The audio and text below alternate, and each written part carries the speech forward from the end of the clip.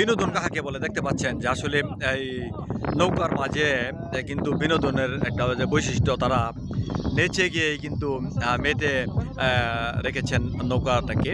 অনেক সুন্দর দুইটা নৌকা একসাথে করেই তারা চালিয়ে যাচ্ছেন এবং খুব সুন্দর।